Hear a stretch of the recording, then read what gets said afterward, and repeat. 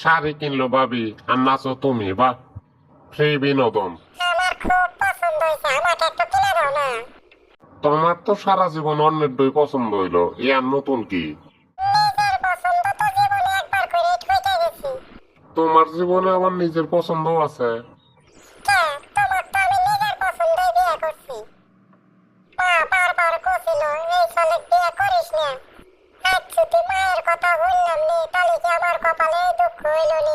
আরে আমি তোমার মা কত জর্দাল মহিলা ভাবছিলাম, এখন দেখতেছি এই একজন মাত্র মানুষ যে আমাকে আমার সামনের বিপদ কান্দে নেওয়ার সময় বাধা দিয়েছিল।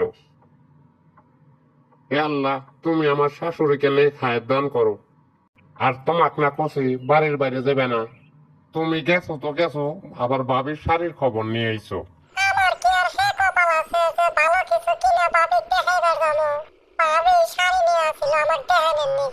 ও আচ্ছা, আর কিছু দেখে নাই? গত রাইতে তো ভাই ভাবে উত্তম মাধ্যম দিয়া সারা শরীর জখম করে হালাইছে, এটাও দেখায় নাই? মহিলা মানুষের কাম নাই, এক ঘরের আগুন আর এক ঘরে ছড়াই দিছে।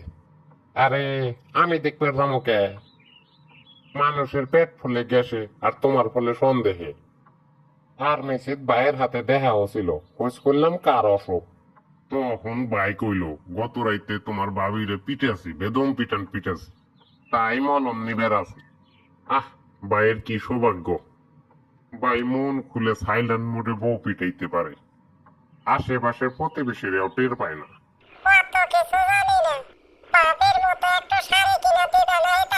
দেবো না মানে এই সুযোগ কি কেউ মিস করে? কালকে কিনে দেব।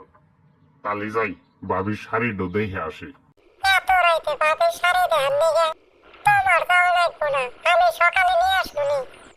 আর ভাই ফার্মেসির থেকে কি মলম নিছে ওইটাও দেখে আইসো।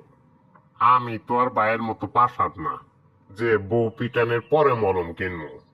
মলম পেটার আগেই কিনে রাখা ভালো না। আহা, একটা শাড়ির বিনিময়ে সাইলেন্ট মোডে ফ্রি বউ পিটানের সুযোগ থেকে আমাকে বঞ্চিত করলে, এরপরের থেকে যদি এরকম অফার চালু করো তাহলে আর সুযোগ মিস হবো না। দর্শক বন্ধুরা, এরকম ভিডিও দেখতে চাইলে চ্যানেলটি সাবস্ক্রাইব করুন।